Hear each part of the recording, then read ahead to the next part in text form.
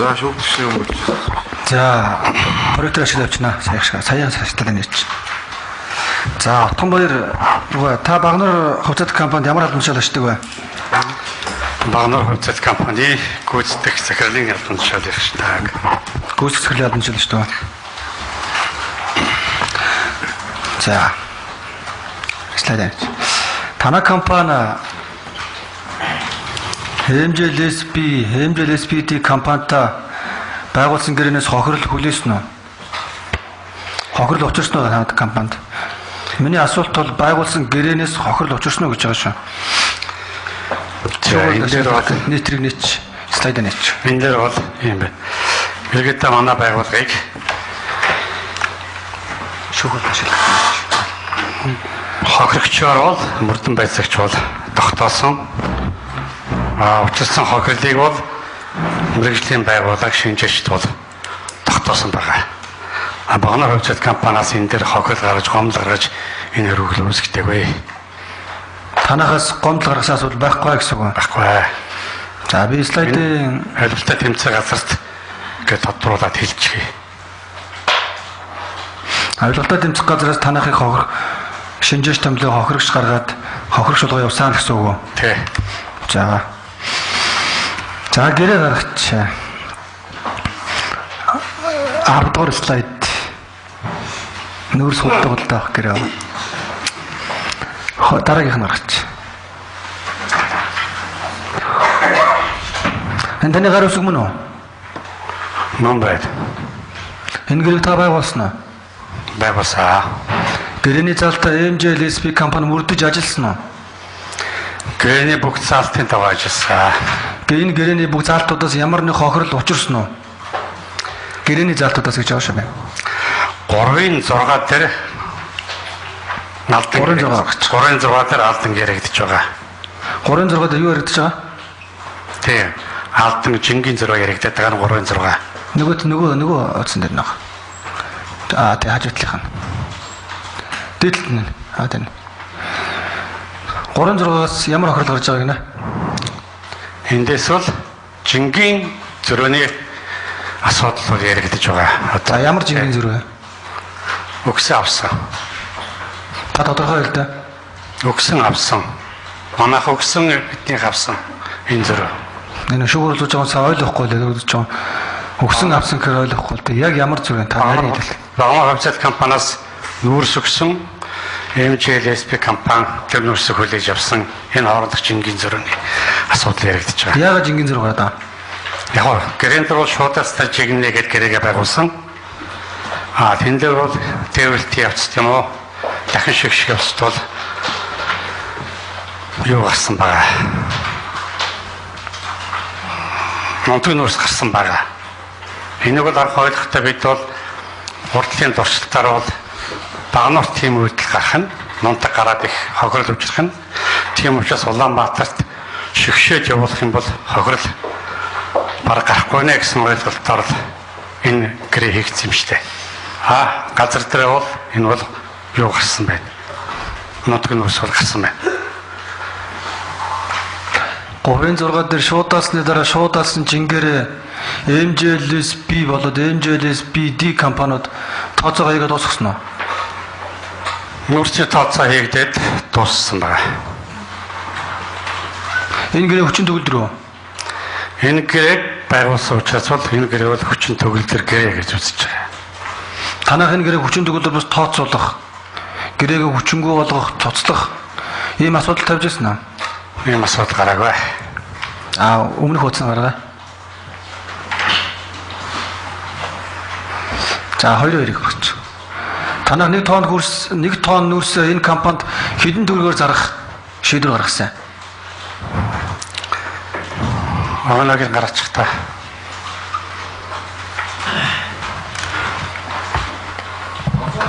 Нэг тонн нүүрсийг хэдэн төгрөгөөр зарах шийдвэр гаргасан? Энэ 9 сарын 27. 9 сарын 27-ны гэрээ юм уу? Тэ гэрээ. Энэ 9 сарын 27-ны огноотой энэ гэрээ манай компанидаар баг 2 сар болсон. За би тэрийг дараа нь асууна. Хэдэн төгрөгөөр зарах шийдвэр гаргасан юм бэ? Гэрээндээ заасан юм бэ? Нэг тонн. Гэрээнд 27500 төгрөгөөр. За. Энэ компани 27500 төгрөгөөр үнэ төлсөн үү? 27500 төгрөгөөр үнэ төлсөн. За. За дараагийн асуулт. Юу слайд гаргая. 8 сарын 8-ны өдрийн тооцын шийдвэр байгаа. 6 байна. Тадрал хамруулж. За та Багнуур компани захирал компетенц ялгааг нийлүүлэх гэдэг юм л да. Танай тооцоос шийдвэр гарсан байна 2013 оны 8 сарын 8-ны өдөр. Технологийн дамжлагын үрс 33800. Жижиглэнгийн суурь 32500. Шигшиж ангилсан чанарын 1 тонн үрс 39000 гэж байгаа. Энэ гурван ялгаа нь юу вэ? Энэ гурван үрснэ. За, технологийн дамжлагын 1 тонн нүүрс гэдэг бол тех дамжлагаар орсон нүүрсийг хэлж байгаа. За. Өөрөөр хэлэх юм бол манай тэр нөгөө нүүрс ботлын ангилах төхөөрөмжөөр шигшигдээд ботлогдаа шигшигдээд гарсан нүүрсийг хэлж байгаа. За, цэгээр дамжуулах 1 тонн нүүрс гэдэг бол бид шууд мөрөгцгөөс очиад дугаанд очиход бэлдэх талбай дээр болгосон нүүрсийг хэлж байгаа. За, шигшиж ангилсан чанарын нүүрс гэдэг бол энэ комодын төхөөрөмжөөр ялгалсан том нүүрсийг хэлж байгаа. за. Энэ шигшиж ангилах төхөөрөмж хэний төхөөрөмж вэ? Та наврахад дээр ажиллаад байгаа. Тэр комодын юм уу, эднийх юм уу тэрийг одоо сайн мэдэхгүй. Танах бол биш үү? Манайх лав биш. За. Энэ шигшиж ангилах танай компаниас зардал гардаг юм уу? Шигшиж ангилах үйл явцлаар бол зардал гарахгүй. Танай компаниас бол шатхуун авч хэрэгэлсэн, бид эрчим хүч татаж, тогоор хангасан, гэрэл төлөг тавьсан, дээрэс нь бид нар камерын хяналт тавьж суурилуулсан, дээр нь эдний зориулж бид бол хүн тавьж ажиллуулсан ийм зардал гарсан. Нүүрсийг шигшиж ангилахад танахаас зардал гардаг юм уу л гэж байгаа. Нүүрсийг шигшиж ангилах зардал бол манайд хамаарахгүй. Бензиний зардал нь манагаас гарсан. Гэхдээ сүүл эднийх бол бусаж төлсөн. За, тэр энэ компанид гарсан байна тийм үү? Ажилчдын цалин. Ажилчдын цалин манайд хамаарахгүй. Төхөөрөмж нь энэ компани хоо. Тий. За, энэ нүүрсийг 39000-аар зарах тогтоол гэж үзэж болох уу? Аль нүүрсийг яриад байна та? Шигшиж ангилсан гэдэг нь шүү дээ. Би сая асууж байгаа. Шигшиж ангилсан том чанарын гэж бидний тодтогдоод байгаа нүүрсийг 39000 төгрөгөөр зарах. За, би нэг бичлэг үзүүлж шүү гэж. Өчигдөр үзүүлжсэн бичлэг. Тэгээ эндээс алийг хэлээд байгаа юм би асуугаад. Нөгөө хаана байлаа нэг утгач. Хараач.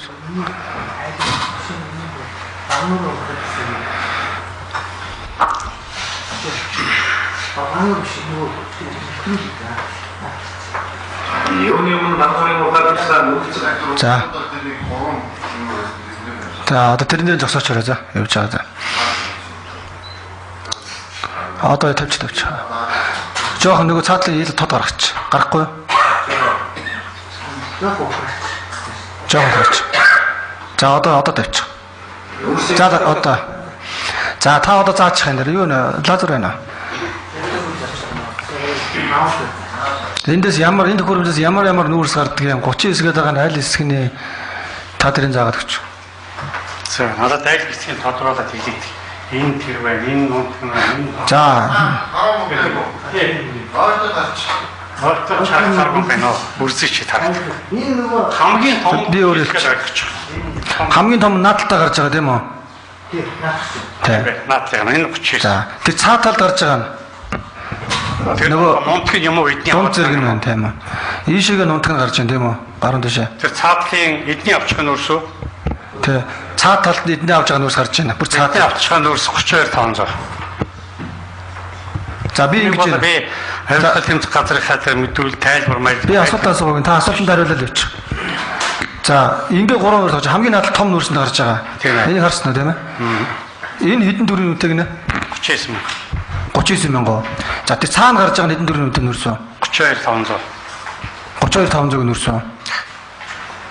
Энэ нутг нь бол одоо ингээд станц руу явна шүү дээ. Станц руу нэл яв. За, энэ бичлэг хаачаа.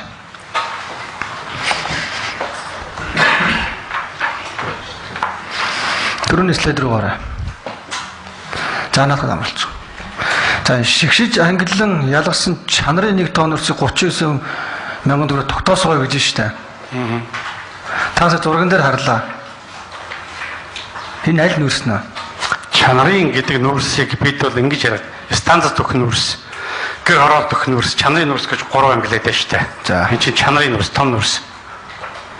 Тэгэхээр энэ наадлаар нь гарч байгаа тэр том нүүрсийг чанарын нүүрс гэж нэлээд байна. Тий, чанарын нүүрс. Тэр үнийг тогтоосон тогтоолно 39 мянга гэж хэлээд байна. 39 мянга. За эндээс бол болсон. Нэг гарч эндээс. За би таны дараагаас үлсэх гээд байна.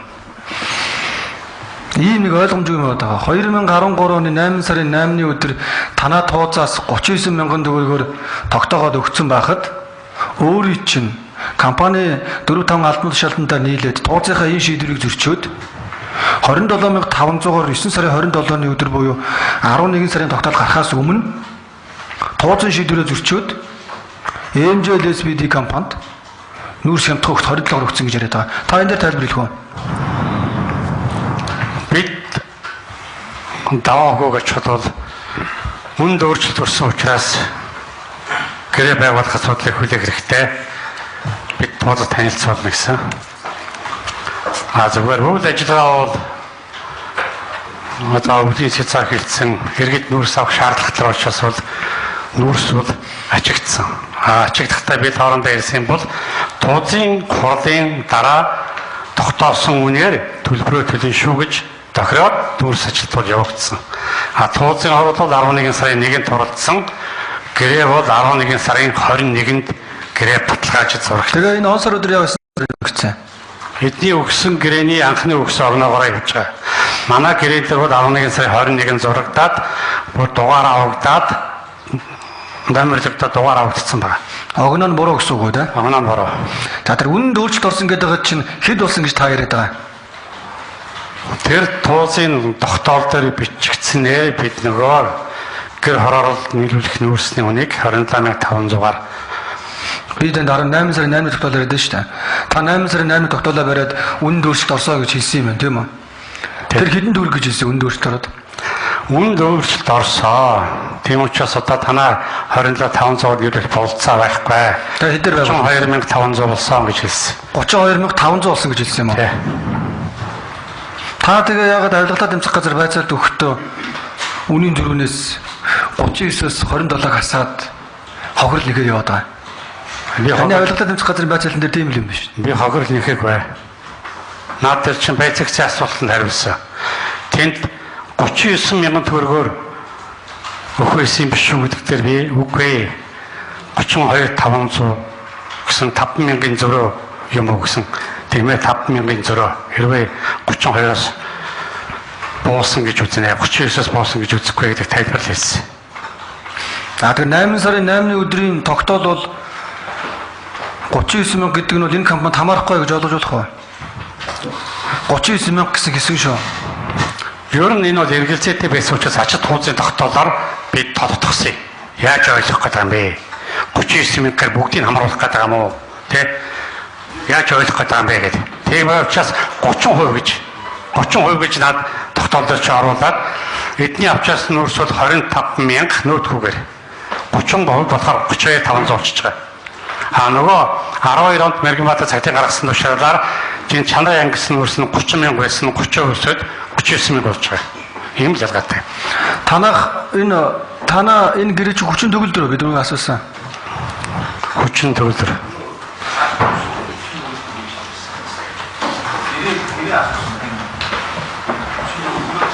Асуусан тэр асуусан да. За ойлголоо шүүгч. Танах өөрсдөө гомдлоо гаргаагүй юм уу? Үгүй. Манай дээр ийм эргүүрийг үүссэн гэж очиж танилцуулсан. Тэгээд манай хайг бол хохирогчоор тогтоосон гэдгийг танилцуулсан. Хохирогч тамилга албантаа тавьчихсан. Тэрний дагуу хохирогч тамилсан. За ийм мэрэгдэн штэ. Танаа багнуур дээр авилгалаа тэмцэх газрынхан бөөнөрөө очсон гэсэн үнэн үү? 2 хүн очсон санаж байна. Энэ хэрэгт ямар хамааралтай асуулт вэ одоо? Хүний мэдүүлэгт За асаа явчих. Шүү хүлээж авч юм шигч. За 17 дугаар слайд. 18 тавьчих тоо. 245. Над ч юм уу. За энэ бич болгоноос цугаад байгаа маа. Танахаас ачуулсан нүүрсийг 5 богоо нүүрс ачуулсан байна л да. Багнуур улсын төлөөлөгч нь MJLSP-ийн төлөөлөгч байлж байгаа хэмжилт хийсэн байгаа. Танахаас 5 богоо нүүрс нийтдээ 316 тонн 950 кг ачигдсан байгаа. За бууга шуудалаад хэмжээр 286 тонн болчиход байгаа. Энэ хоёрын зөрүү бол 30 тонн байгаа шүү дээ. Тэр нь 30 тонн байна уу хэмжээр 16 тонн болчиход байгаа байхгүй юу? Тэр 14 тонн 760 кг дутаад байгаа. Танахаас дутуу ачигдсан уу? Энэ ямар учиртай энэ одоо? Энийг бид мэдэхгүй бидэнд юу танилцуулаагүй юм байна. Энэ талаар юу нэг танилцуулга хийгдэг үү? За би одоо хаасан. Танай компани энэ гэрээс цохол хүлээсэн үү? Энд бол нэг юм яригадаад байна л да. Одоо энэ дөр би хохирлын асуудыг тогтоох гэж хэлсэж байна гэж ойлгож байна. Багнуур компаниуд ер нь бизнес үйл ажиллагаа явуулдаггүй шүү дээ. Хожаалитийн дэг компани болсон. Энэ компаниуд бизнесийн зарчмаар үйл ажиллагаа явуулах ямар ч боломж байхгүй. Тэгэхээр энэ гэрэн дээр яригадаад байгаа энэ зүйлээс хохирол хүлээсэн үү инээтэй гэх юм бол манай бүх гэрээ хохиролтой. Манай багнуур компани нүүрс борлуулах гэрээ болгон давжгүй хүчин зүйл шүү дээ. Заавал байгуулах хэрэгтэй. Тэгэхээр энийг ямар утгаар нь ойлгохыг та бүхэн тэгээд ойлгоно. За MJLSP компани, MJLSPD компаниуд гэрээний үүргийг гүйцэтгэх асуудал байгаа юм. Ойлгосонгүй. Гэрээний заасан нөхцлөө биелүүлсэн үү гэж асууж байгаа.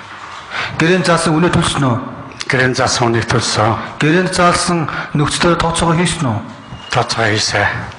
За ойлгосоо өөр асуулт байна.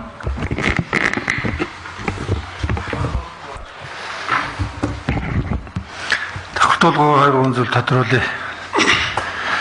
Та энэ очрол хамт итгэмжил өгсөн үү? Өөрөөр харгчийн хуулиасны Очрол хамт итгэмжил олгосон уу? Очрол хамааг албан ёсоор томилсон. Томилсон. Итгэмжлэгсэн төлөөлөгчөөр. Итгэмжлэгсэн төлөөлөгчөөр томилсон. За тэгэхээр одоо охиролтой холбоотой асуух гэдэг шүү дээ. Энэ нүүрсийг Улаанбаатар тээвэрлж ирэхэд гишний хэмжээний зардал гардаг юм байна. Бид зардлыг мэдэхгүй. Манагаас авч байгаа бүх компани өөрсдөө зардлаа тооцдог. Даадаг учраас энийг бол бид мэдэхгүй. Яагаад ингэж асууад байна гэхдээ зэрэг нөгөө шуудаснаар эдний өмчлөл шилжиж байгаа байхгүй юу? Одоо энэ гэрээгээр шуудаалах хүртэл танаа нүүрс байгаа байхгүй юу? Тэгээ үлдэл нунтаг нүүрсийн танаа авчиж байгаа шүү дээ. Та асуултаа ихэ тавтаач.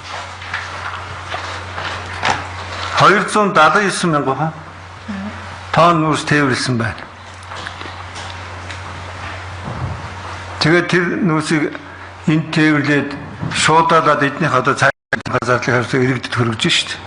Тэр хүртэл одоо тэр вагоны зардлыг тэр танаа нүүрсийг тээвэрлээд байна. Тэр тээврийн зардлыг төлдөг юм уу гэж асууж. Гэхдээ тээврийн зардлыг энэ компани өөрсдөө төлнө. Ямар юугаар хог гэрээгээр зохицуулсан юм? Гэрээсээ багнарын уурхаа бол уурхаа амнасаа нүүрс гаргахад өөр хүлээсэн байна. За тэгвэл багнарын уурхаа амнаас 1 тонн нүүрсийг гаргахад гишний дүгнэгээ зардал гардаг юм бэ. Энэ бол янз бүр. Энийг бол санхүүгийн улсууд, манай технологийн улсууд нээж гаргадаг. Энд бол харилцаа адилгүй. Оо яг энэ одоо эдний яасан дээр мөрөгцгөөс юугаар нүүрс гаргаж ш. Яг эднийх. Одоо эдний чинь тарах байлаа 2 амны зөксөн гэж ярьдаг лөө. Эднийд бол нэг мөрөгцгөөс нийлүүлээгүй шүү дээ. Аль болцоотой мөрөгцгөөсөө нийлүүлж ирсэн. За тэгвэл эдний ганц технологийн тээвэр нэг учраас аль экскаватор ажиллаж байгаа мөрөгцгөөс нийлүүлж ирсэн. Тэгэхээр би тодорхойлж асууж шүү дээ. Эднийд олгоцсон мөрөгсгөөс нийлүүлжсэн нэг тоон нөөц тэдний тооны төчний төгрөгийн зардал гаргаж ирсэн бэ. Энэ хариулахад хэцүү. Энд чинь манайх 120 хүртэл метрийн гүнд явж байгаа шүү дээ. Хэдэн метрийн мөрөгцгөөс атсан, хэр холоос атсан. Тийм учраас би энийг бол тоосч мэд. Гэхдээ энэ ийм хохирогчдод танай байгууллага тогтцсон. Та бол энэ байгууллагыг итгэмжлгүй хэрэглэх ганц албан тушаалтна. Тэг мэдиж одоо тогтоосон байх гэж бодож байгаа байхгүй юу? Мэдхгүй нэг жилийн эцэст дундчлан тэрс бол тэр болгон тэрийг бол нарийн гарч мэдхгүй. За дараагийн асуулт. Авилгалтай тэмцэх газар хохирол тогтоосон гэж яриад байна шүү дээ. Манай компани хохирлыг авилгалтай тэмцэх газар тогтоогоод өгсөн гэж. Энэ хохирлыг танах хөлийн зөвшөөрч байгаа юм уу? Авилгалтай тэмцэх тогтоосон гэж хэлээгүй. Мэргэжлийн шинжээч тогтоосон. За шинжээчнэр тогтоосон. Энэ юу хөлийн зөвшөөрч байгаа юм уу? Энэ бол одоо ийм яаж хийхээс хамаарна. Ашигт мотолог бол арт өмнө өмч гэдэг. Манай төрийн компани 75% төрийн өмчтэй. Тэр төрийн шийдвэрээр явсан гэж үзэх юм бол энэ компани нийтдээ 30 гаруй тэрбум төгрөгийн алдаг төлөөсөн байдгийг. Төрийн шийдвэрээр явсан гэж бодлоо. Шинжээчд болохоор зэрэг энэ төрийн шийдвэрээр явсан ч гэсэн хувийн компани авсан учраас хохирлоо гэж үзэж байгаа. Бид бол төрийнхөөр явсан гэж үзэх юм уу, хууль шүүхийн байгууллага хувийнхоор явсан гэж үзэх юм уу? Энийг л одоо та бүхэн шийд. Тэгээс бол бидний гаргасан олбосон нүүр сулган, өгсөн нүүр сулган алдагдaltaй өгч байгаа шүү дээ. 90 гаруй хувь нийт борлуулалтыг. Тэгэхээр энэ дээр одоо биднээс энийг асууж энд тогтоох байх гэж бодож байна. Хууль заасан журмын дагуу юм асуугаад шүү дээ бид нь. Танахыг хохирогчоор тогтоосон учраас ингэж хариуламгүй байгаа. Би бол танд яг тодорхой хариулж. Одоо өөрийн шиг хэлээд санааг бол би ойлгож байна утган байцгаглаа. Юу гэж нөхөр? Ерөөсөн манай борлуулж байгаа станцд өгж байгаа нөөц төр иргэдэд өгж байгаа нөөц төр энэ одоо хөтөлбөрийн нөөц бүгд алдагдaltaа гэж хэлээд байна шүү дээ. Тэгэхээр би түрүүн танаас асуусан шүү дээ. Алдагдлаа гэдгийг нотлохын тулд та нэг тонн мөрөгцгөөс одоо эднийд өгж байгаа нөөц чинь гişний төгрөгийн зардал гаргадаг юм бэ гэж би асуусан. Мэдэхгүй тэрийг бол өнөхөр хэлэх боломж байхгүй. Та ч өөрөө мэдж байгаа. 120 метрийн дон шаталцсан мөрөгцгүүдээс тэр өдөр болгон сольж очиж байгаа юм чинь тэрийг бол гэж хамаа гаргахгүй шүү дээ. Би бол тэрийг мэдэхгүй атган байцгаглаа. Зүгээр таны асууж байгаа тэр асуулт бол би ойлгохтой ингэж байна. Хэрвээ төрийн шийдвэрээр ажилласан гэж үлдэх юм бол бид станцууд шиг дундаж хохирлоо тооцох хэрэгтэй болно. Энэ дээр хувийн компанид гэж тооцож байгаа энэ шинжээчийн төвлөрөлтөөр явна гэх юм бол эдний гаргаж байгаа нэхэмжлэр л явах тийм л үлдэр. За өөрчлөлт. Би юу яа. Асуулт арай болоогүй шүү. За дараагийн дугаар. За авилгалтай тэмцэх газар танахыг өгчөө тогтоож өгчээ. Шинжээч одоо бас тогтоочжээ. Шинжээчийн одоо дүгнэлтийг та ямар үндслээр энэ зөв гэж үзэж байгаа? Би энийг мэдэхгүй. Энэ бол мэргэжлийн байгууллагаас эсрүүсч энэ шинжээчийн дүгнэлтийг тайлбарлах гэдэг юм уу? Энэ бол эсрүүсч хохирцсон гэдэг шүү дээ. Тийм. Энэ хүн өөрөө шинжээч хүн биш. Гаргасан шинжээчүүд дүнэлтээ шинжээч нар өөрсдөө л энэ талаар хариу. Ийм яриад байна шүү дээ. Энэ хүн өөрөө мэдэхгүй л гэж шүү дээ. Энэ ийм яриад. Бид шинжээчийн дүгнэлтийг зөв гэж үзэж байгаа учраас бид охирлынхаа асуудлыг тэрүүгээр нь хэмжлээ таанд хүч шийдээ гэж хэлээд байна шүү дээ. Та миний байрлалтай бас буруу ойлгосон байна. За тэгвэл бид ингэсэн. Ер нь бол бид одоо тэгээд төрийн байгууллага ганц багнаар биш те зөндөө олон урах аж ахуйн байгууллагууд байгаа. Тэгээд бид ер нь хаанаас мөрөг чиглэл авч ажиллах хэвтэй, юунд найдаж ажиллах юм, юунд ичгэж ажиллах юм. Энийг төрийн шийдвэр байсан гэж үзэх юм бол эн чинь хохирч нэг өөр гарна. Шинжээчд бол төрийн шийдвэрээр ажил явуулсан байж болно. Гэхдээ энэ станц биш ээ, хувийн компанид өгсөн учраас энэ чинь хохирол болно гэж үзэж байгаа юм байна шүү дээ. Энийг л одоо би шийдэхгүй шүү дээ. Үгүй төрийн байгууллагын шийдвэр байсан юм уу? Төрийн байгууллага би ерөнхий сайдыг бол төрийн шийдвэр гэж ойлгож байна. Тэгэхээр хохирлчин хэд гарах юм? За төрийн шийдвэр байвал нэг хохирол өөр гарах. Төрийн шийдвэр гарвал бид станцтай адилхан дундчлал явна. За хэдэн төрний хохирлах юм тэгээд? Тэрийг бол одоо тэгэл гэрээ дүнсээ дараад болох асуудал шүү дээ. За тэгвэл яг танаа тайлан бадаасаар санхүүгийн одоо тайлан дээр энэ хоёр компанитай гэрээ байгуулснаас болж ишлийн төгрөгийн алдагдал хүлээсэн гэсэн тийм юм байгаа юм. Тэр санхүүгийн татварын тайлнаар гарал үүсэлдэг хүн шүү. Тэн дээр бол компани нэгдсэн тайлан гардаг. За. Тэн дээр эдний юу шинжээчдийн тогтоогод өгсөн бохирдол туссан байгаа юу? Би тэр хэлж мэдэхгүй шүү дээ. Бүхэл өртөг зардал бүх юм шингээл явж байгаа шүү дээ. Тэр тайлан дээр. Байгаа юу байхгүй юу? Тэр өгсөн шатхуу матхуу түрээсэн төлсөн төлбөр мөлбөр бүгд явж байгаа. Одоо бид эцээст ажил нөөцийн төлбөрийг яаж авсан тэрний зүрх яах вэ гэдэг асуудлыг л яриа шүү дээ. Тэрийг одоо тэгээд төрийн шийдвэр хийсэн гэж үзэх юм уу эсвэл хувьд өгсөн гэж үзэх юм уу? Тэрнээсээ л бид шийдэх. Манай тайлан баланс бол тэр бол өглөөр авлагаар явж байгаа шүү дээ. Бүгдээрээ тусчихсан. За тэгвэл жингийн зөрөөний авлага гэж байгаа юу? Би тэрийг нарийн хэлж мэдэхгүй. Жингийн зөрөөний авлага гэдэг юм бол би одоо. Үнийн зөрөөний авлага гэж одоо танай тайлан балансаар суулсан байгаа юу? Гэхдээ тийм юм бол байхгүй байна. Байхгүй. За. Энэ эднийхийг бүр аргач.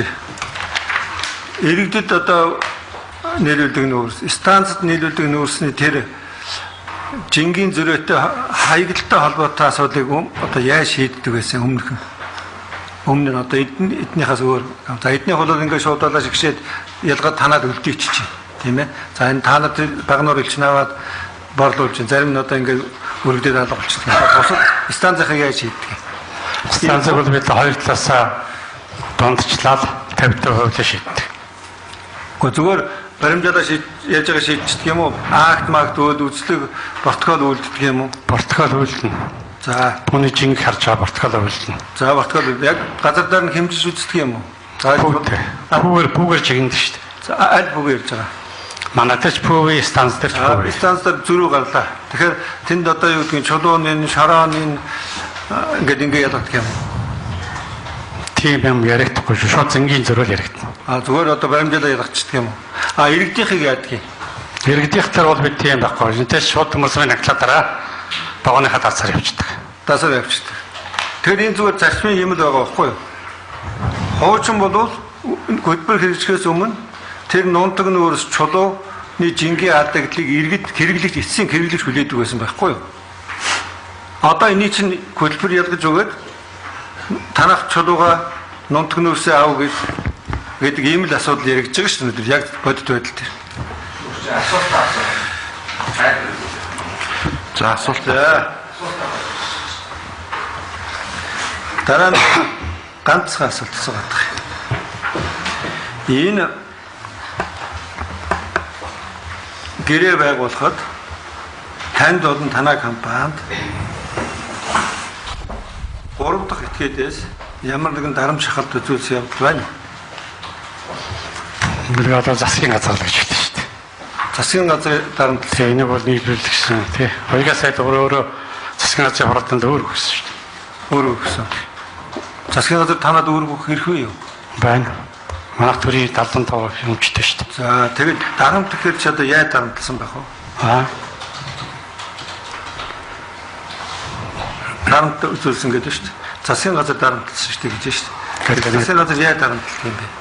Би бодит байдлыг л ярил л да. Ер нь манайд бол нүүрс нийлүүлэх энэ гэрээ бол надаас өмнө хөдөлсөн байсан.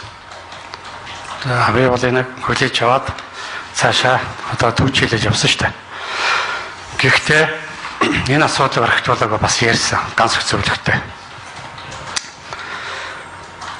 Би ажил авчихад 11 сарын 5-нд ажил авчихад 12 сарын 1-ний засгийн газрын хуралдаанд асуудал оруулж танилцуулсан.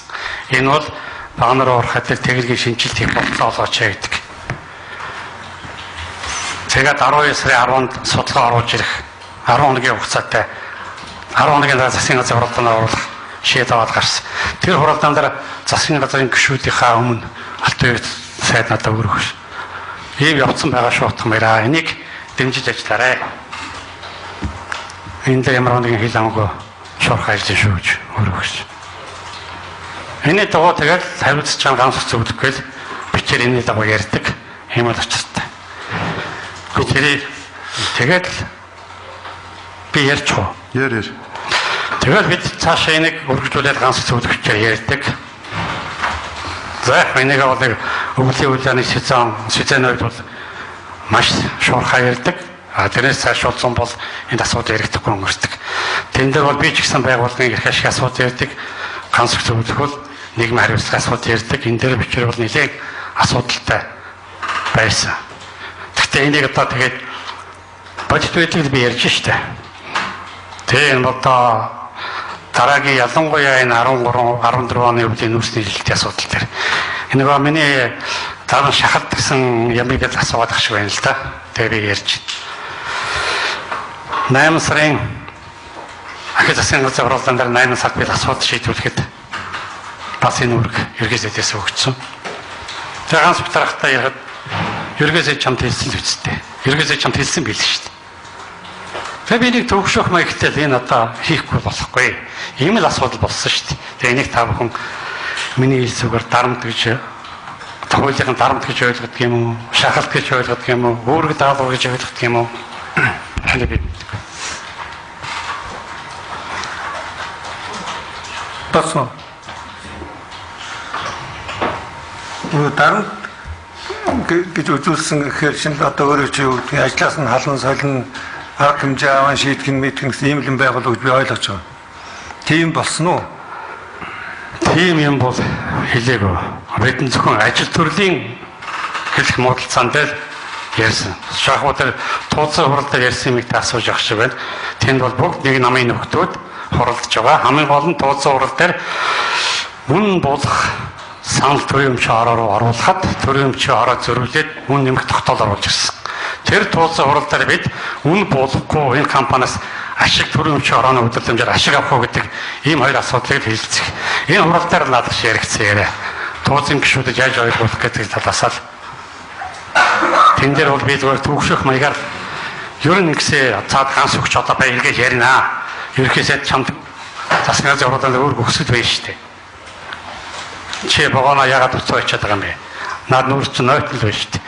Аж ахуй нэгж байгаа гэрээ байгуулахгүй та нар ингэж явж болохгүй шүү дээ. Хоёр аж ахуй нэгж. Эсвэл энэ нүүрс хөтөлбөр чи зогсоох юм уу? Энийг би тэнд тууц уралдаар хэлсэн шүү дээ. Тийм байна гэх. Тэгэхээр тууц урлах бол тууц урлаг хойшлуулъя гэдэг. Хойшлуудаа дараа шийдвэл яасан юм бэ? Энэ их төвхтэй болчлоо гэж. Тэгээд би хэлсэн. Би хойшлуулах хэрэггүй. Та бүхэн өнөөдөр шийдчихвэл сайн байна. Одоо эргээд надад ингээд ганц хэрэг нүүрс зогсчоо яав. Одоо би хэрэгээсээ дээр юуг танилцуулах юм? 7 хоногийн 4 өдөрч гэлөө 2 өдөрч гэлөө дандаа энэ асуудал гарч би танилцуулдаг. Би одоо юу гэж хэлэх юм? Би хэрэгээсээ юу гэж хэлэх юм? Чамд өөрөг өгсөл байж тээ хэрэгээсээ засгийн газрын хурлаан дээр засгийн газрын гишүүдийн өмнө гэж хин хэлээд байгаа. Тийм. Ганц гэсэн. Ерөөсөө бол чамд өөрөг тэгж хандаж хэлээд байгаа юм. Тийм. Чамд өөрөг өгсөн байл би одоо эргээд энийг чи юуг танилцуулах вэ тэр өтгөдөө хурлаан дээр. Тэгэл би түрүү цагны хурлаан шийдвэр гаргаж энэ үнийг буулгах юм уу юу та нар битгий хойшлуулаач. Тэр ганц хот эргээд уцтай шүү дээ. Над дарамттай байна. Та нар шийдвэр хурлаан гаргал гэдэг. Ийм л юм хэлсэн. Тэрээс бол миний ажил төрөлтэй холбоотой асуудал энэ яригдав. За ойлголоо. Тэгэхээр энэ одоо тэр 3.2 тэрбум төгрөгийн нэхэмжил яригдаад байгаа байхгүй танай компани одоо энэ 3 хүнээс за тэр бүр тодорхой энэ үний компаниас тэгэхээр энэ охирол яаж гаргасныг та нэг тайлбарлах гэж. Би энийг мэдэхгүй. Зүгээр манай улсуудын надад танилцуулснаар үнийн зөрөө гэж тогтоосон байна. Жингийн зөрөө гэж тогтоосон байна. Манайхаас авсан шатхууныг оролцуулсан байна гэж танилцуулсан. Жингийн зөрөө гэдэг нь одоо юу юм? Төрөний таны асуугаад байсан. Гүг юу юм бэ? Та нэг тодорхой хэлээд өгөөч. Та түрүү өөрөө мэдээд асуусан шүү дээ. Танаагаас атсан нүрсийг шуудаад ажигнээд энэ зөрөө гарцсан танаа энэ жингийн зөрөөг яриад байна гэж тэрэ чинь хэлж шүү дээ. Тэр чинь ерөөсөө манайх төмөрсөн бол төмөрсөн байгууллагын онцлог бий. Монголд байгаа бүх байгууллага төмөрсмийн накладан дээр өөрсдөө бичиж ингээ бичээд пүүлээд хамгаад гараад явуулдаг. Тэр жингийн зэрэг тэр жинг энчээрээд бидний компани шуудаад жигнэ шуудаасан чинь энээр хооронд дүлдэж байгаа Энэ зэрэг л жингийн зэрэг гэж тогтоосон байна гэж би ойлгож байгаа шүү дээ. Тэгээд эдний компани хариуцдаг нэмэлттэй тэр жингийн зэрэг. Эдний компани уул нь бол энэ тал чинь мэдээж таныг харсан ч гэсэн нэг талыг байсан гэрээ байгаа шүү дээ. Бид бол энийг бол засгийн газрын үүрэг даалгавар гэдэг утгаараа байгуулсан. Тэгээс бол энэ бол мэдээж нэг талыг барьсан гэрээ байгаа шүү дээ.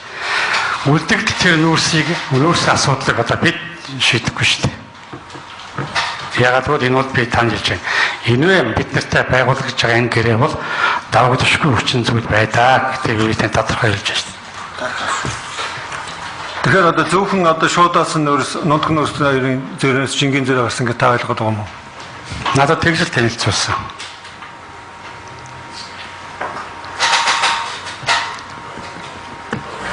Үнийн зөрөө гэдэг юм уу? Үнийн зөрөө гэдгийг бол бас л танилцуулахдаа 8 сарын 8-ны тогтоол 11 сарын 1-ний тогтоол хоёрын 2 тогтоол гарсан. Энэ дэр 2 үнэ тавигдсан учраас энэ үнийн зөрөөг нэхэмжиж байна лээ гэж. Тэрээр л ойлгож байгаа. Үгүй танах нэхэмжлээд байгаа аюултай тэмцэх газар нэхэд байгаа юм. Та нэг энэ хүндлэнгийн байр суурин сайд. Ягаад гэвэл таны гарын үсгийг би хамгийн ихнийхээ асуултанд асуусан шүү дээ. Таны томьёолтоор энэ хүн танай компани хүн охирогчийн төлөөс болоо сууж байгаа. Та юу болгоцсон? Та өнөөдөр гэрчгээ зогсож байгаа боловч яг байдалтай охирогчийн хууль ёсны төлөөлөгч. Төлөөлөх эрхтэй ганц албан тушаалтан. Тэгэхээр тэгэд танилцуулсан, ингэж танилцуулсан гэхээр наач ерөөсөө болохгүй шүү дээ. Цааш энэ австрыг давагдсан гэрчийн эрх үүрэг дээр л болохоор л. Охирогчийн хууль ёсны төлөөлөл. Одоо та нэг талын гэрээгээд ингээд сая ярьлаа шүү дээ. Ямар үндслээр нэг талын гэрээ болчдгийг. Хамгийн гол нь тэр чигнэд дундчаад тэн дээр тийм залт байхгүй л байхгүй юу? Одоо нунтаг нуус гаруул чигнэд дундчлаад ингэчээ гэсэн залт нь бус гэрэн дээр бол байгаад тэгэн дээр бол байхгүй. Чигнэд яалаа гинэ. Одоо хэрвээ жингийн зөрөө гарвал манай бүх гэрээ тийм штэ. Жингийн зөрөө гарвал хоёр компани хооронд одоо энийг ингээд дундчлаад явъя гэдэг. Тэгэхээр Багнуур элч компанид 2 хүн томьёолд ажиллуулсан байгаа шүү дээ. Тэгээ Багнуур борлуулагч томьёолоо тэнд 3 хүн ажиллаулдаг гэж шүү. Нэг талбайдаа борлуулагч, хянагч, няруу 3. Тэний чи юу гэж ойлгох? Багнуур элч компани өөрөө бол тийм үүрэгтэй. Ер нь анх байгуулахдаа бол Багнуур элч компани станц нийлүүлж байгаа нөөцийн чанарыг станцад нийлүүлэхтэйгүү одоо буцаад гарч байгаа нөөцийг борлуулах тийм үүрэгтэй байгуулагдсан. Тэр үүргийн дагуу Багнуур элч тэрийг хүлээж ажиллаж байгаа. Тэгэл энэ яхаар нэг талын гэрээ болчихдээ. Тэнд энэ хоёр компани хооронд хууль эрх зүйн ямар нэг юм хийгээгүй л. За өөрөнгөө дээ. Асуулт өргөмөлж байна. За манай компаниуд хэмжээний хилцэл гэдгийг яаж ойлгож байгуулж байна? Тэрэн дээр төлөвлөлтөө өдөртөх зөвлөс хичнээн дөрвөөс дээш хилцэл байгуулахад зөвшөөрөл авдаг байна. Гүйцэтгэх удирдлага. Хэмжээний хилцэл буюу одоо том хэмжээний гэрээ хилцэл бол төлөвлөлт удирдах зөвлөлийн тогтоолоор хийдэг. 50 сая төгрөгөөс дээш хүний дүнтэй гэрээ бол тооцоос зөвшөөрөл авдаг шиг тендер зарлагддаг. За энэ гэрээ тооцоос янз бүрийн зөвшөөрөл авагдсан байгаа энэ гэрээ байгуулсан. Одоо таны гаруусыг зурсан хац тэргийн бурч 2-р хуудсанд байгаа 2000 тав мэдж байгаа 2011 оны 11 сарын 1, 2013 оны 12 оны дараагийнх нь 9 сарын 27-ны өдөр гэрээ. Энэ хоёр гэрээ 11 сарын гэрээ бол тууцын тогтоосон үнээр явж исэн учраас шууд гэрээ байгуулагдаж явсан байна. 13 оны гэрээ бол тууцын тогтоолоор үнэ өөрчлөгдсөн учраас тууц суралцад тогтоол шийдвэрээ гаргасан байна. Энэний дагуу гэрээ байгуулагдаад. За танай компани өнөөдөр хөрчлөө гэдэг асуудал яригадаад явж байгаа. Тэгэхээр энэ асуудал одоо танай удирдлагуудын түвшинд одоо энэ чинь компани засаглал явуулж шүү дээ. Хувьцаа эзэмшигчдийн хурал одоо хувьцаа эзэмшигч Эрдэнэс НЖЛ гэж компани болсон байна. Босод хэд хэдэн хүмүүс байна. Тэгээд төлөөлөө удирдах зөвлөл одоо гүйцэтгэх удирдлагын төвшин хэрхий яаж ярьж хилцэгдсэн юм байгаа юм. Бид ингэж хохирчжээ. Ийм хохирлоод эндээс үүссэн байна.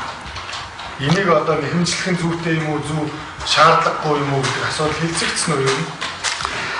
Тооц дээр бол би бол тооцын шийдвэрээр тогтоолоор тэр тооцын бол хувьцаа эзэмшигчдийн одоо тогтоосон хүрээнд үйл ажиллагаа явуулдаг. Тийм учраас тооц бол бодит байдлыг танилцуул гэж тэр 11 сарын 1-ний хуралдаан дараа бол бодит байдлыг танилцуул гэсэн. Тэн дээр бол манай санхүү хэлцэн бодит байдлыг бол танилцуулсан. Тэгээд тэр хуралдаараа тооцох бол нэг л засгийн газрын одоо хөтөлбөр хэрэгжиж явж байгаа учраас манай тооцч адилхан 75% төрийн төлөвлөл, хувьцаа эзэмшигч адилхан 75% төрийн төлөвлөл, тэгээд олон хорой нэг шийдэл энэ гэрээ байгуулсан. Одоо энэ хохирлын асуудал гэдэг байгаа шүү дээ. Нийтдээ 3 тэрбум төгрөг танаа байгууллагаас эдгээр хүмүүсээс нэхэмжлэх, энэ компаниудаас нэхэмжлэх асуудал дээр компанийнхаа өдөртний түвшинд энэ асуудал шийдэгдэж яригдаад итгэмжлэгдсэн төлөвлөгчд өгсөн чиг үүрэг юм байна уу? Тооцоо хурал дээр бол энэ асуудлыг бол одоо тооцын гишүүдэд дамжуулаад тооцын дарагт бол танилцуулсан байгаа. Тэгвэл бол манай тооцын шинэ удирдлага бол энэ талаар мэдхгүй. Хуучин удирдлага бол жигж дарга одоо ууларгаас жигж сайд байгаа учраас маш сайн мэдж байгаа. Одоогийн удирдлага бол мэдхгүй. Жигж сайд бол өөрөө энэ асуудлыг хардаж тогтоох шийдвэр гаргахад байсан учраас бол тодорхой мэдж байгаа. Та бүхэн бол нэг ийм гэрээний 36 гэсэн заалт руу бүхэн чигчээл нэгсэн хүмүүсийг л тохирох болон асуудал яваад байгаа. Тэгэхээр энэ гэрээнүүдийг та ер нь сайн уншиж судалсан уу? Мэдж байгаа юм. Ойлгосон уу? Одоо жишээлх юм бол 36 заасан бодолтой авч хогооноос босны үсийг шуудаасны дагаж инсэн жингээр тооцоо их юм байна. Тэр хүртэл бид нар эрсдэлтэй бид нар тэнцээ хүргэх асуудлынхаа хариуцлагыг хүлээх юм байна. Эдгээр төвлөлтийн хариуцлага мэнэлдэг асуудлаар ойлгож ирсэн юм байгаа юм. Энэ чинь гэрээнээс тэгж нь харагдаад байгаа байхгүй юу? Энэ хүмүүс цаашаа худалдаа хавт нөхсөн шуудаачаа цаашаа худалдаа тэр бид нар тэнцэн төвлөж авчих юм байна. Тэгээд өөрсдөө нэрээр заахтаа энэ агуулгын 4-7 зааснаар 4-8 зааснаар худалдагч та вагоноос сууж байгаа хүмүүсийг шуудаачаа дараа тоодох чинь бүрдэх зорилгоор нэг хүнийг өөрийн охин компаниас 50 ажилуулна гэдэг. Энэ гэрээ танай компанитай байгуулсан гэрээ. Зүгч эсэргүүц чинь асуултаа асуумаар юм. Тайлбар хийгээд ингээ гэрээний заал тайлбарлаа. Би асуугаад явж байгаа тайлбарлаж штэ. За энэ гэрээг ер нь та юу гэж үзсэн ойлгож ирсэн юм уу гэж асууад байна шүү. Та дундуур орж ирээд ингээд За тодруулж байгаа юм байна. Шүгчээ болохгүй штэ. За хариулъя. Энэ гэрээг ойлгож байсан. За. Та бол сая хэллээс багнуур элч компани энэ хоёр талд хоорондоо тохиролцоогүй гэдэг. Гэтэл танаа MJLSPD компанитай тохиролцсон гэрээний чинь дээр бид нар ингэж ажиллаулъя гэдэг ийм заал, ийм үг хүлээсэн байна шүү дээ.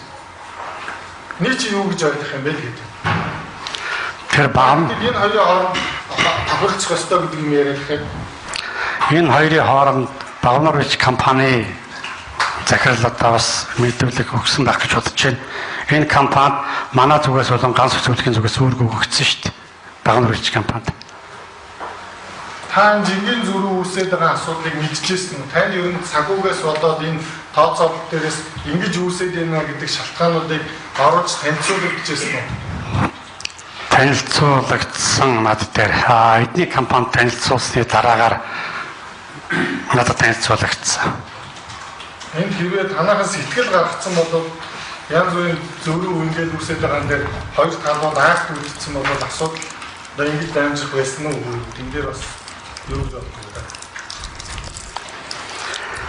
Багнуур элч компани удирдлагын зүгээс бол бидэнд бол удаадраа шаардлага тавьсан, албан тоод өгсөн, бид хайх өрөхгүй байсан гэсэн тайлбарыг л. Энэ хэний өмнө хэлсэн. Тэгэхээр бид бол сүүлд нь маршалын тамиж одоо үлдэгдлийн хэмжүүлэх гэдэг асуудал гараад маршалаар тамиж хэмжүүлсэн. энэ хэний өмнө бол үлдэхин гэрээг хатсан бол та бүхэн шуудаасны дараа жинсэн дүнгээр тооцоо хэмжижсэн. Тэрнээс өмнөх энэ төрөмт тэр юунууд чинь хог нүрснүүд чинь хэний өмнө болоод байгаа. Энэ хин хариуцлагагүй хандж байгаа хүмүүс гаргаа. Энийг л тодруулмаар байгаа байхгүй юу? Өнөөдөр гэтэл энэний чиглэлөө шуудаас нь рүүгээр нүүрсийг нь тооцоо игээд авсан хүмүүс гэмт хэрэгтэн бол. За хий хариуцсан юм бэ? Тэрийг л асуугаад. Яллагдах тал байна шүү дээ. Энэ бол одоо яг энэ Эрдэнэс MCL SPD багнуур илч хоёр компани хоорондоо хийх байсан ажил шүү дээ. Буруу тал суужгаад ярилцаад үүрэг даалгавар аваад явсан. Аль нэг талаас санаачлаг гаргасан юм байна уу? Манайгаа санаачлаг гаргаад удаадараа шаардсан Эрдэнэс бишээ багнуур илч бол бас эдид бол хангиж ингэ шантсан гэсэн албан таатай хуулбарыг манайхаар бол явуулсан. Хариу мэдгдсэн юм бэ юу? Баггүй. Хэдэн удаа шаардсан? Заавал би 2 удаа албан таатайг мэдчихэв. Өөр өсөлт байна. Тэгэхээр зүгээр асуугаад байгаа л энэ хав нүүрс чи хэний өмч юм бэ л гэдэг. Шуудаасны дараач ингээд тооцоо нэгээр та нар гэрээлгээ заачжээ. Тэр хүмүүстэй тэгээд шуудааснаас арчижээ үдсэн жингийн зүрх чи хэний өмч болохоос. За энийг бол одоо грэнд зааснаар бол одоо багнуурхаа хариуцах энэ тал бол харагдаж байгаа. Гэхдээ гэрээ ингэж байгуулагдсан учраас энэ хорогдлыг би хоёр тал хоорондоо сууж байгаа станцуудын шиг шийдэх байх гэж ойлгож байгаа. Тэгэхээр аль талын талаар. Гэтэл өчигдөр багнуур илч компани захирал мөнх чулуун гэж мэдүүлэг өгөхдөө эзэнгүй байсан ийм хог нүүрснүүд би цуглуулж аваад эзэнтэй болгож байгаа юм тэр юм ярьсан. Гэтэл танаахан чинь гэрэн дээр энэ ахын компаниараа бид тэнцээ томдуулаад хүн ажилуулчаа гэж зохицуул тэгээд тэр үүргээ биелүүлээгүй асуудал явагдаад байгаа шиг байна. Зарсан асуудал яригдсан шүү дээ. Үлдэгдэл тодорхой хэмжээгээр зарсан асуудал яригдсан. Багнуур хуцаа тэгээд ч одоо үсэн гэдэг юм бас нэг далах авчгаад далхаа идчихээд үрцгийг одоо та нараа гэхэд ингэж бас болохгүй байх л та. Аль талаас нь санаачлалтай хандах байсан баг. Жаач. Нэг ганцхан зүйл түрүү бас давтагдаад байлээ. 9 сарын 27 оны гэрэл асуудал яригдаад байна. Та болохоор 11 сарын 21-ний өдөр гэрээ зурагдсан гэд тэгж хэлээд байна. Энэ яагаад ингэж асуугаад байна гэхээр Багнуур хувьчаад компани архивээс гаргаж өгсөн хуулбар дээр 9 сарын 27 гэдэг он сар байгаа байхгүй юу? Танахаас гаргаж өгсөн архивын баримт бичгээс чинь гаргаж авсан хуулбар дээр 9 сарын 27 гэсэн ийм агнаатай явж байгаа.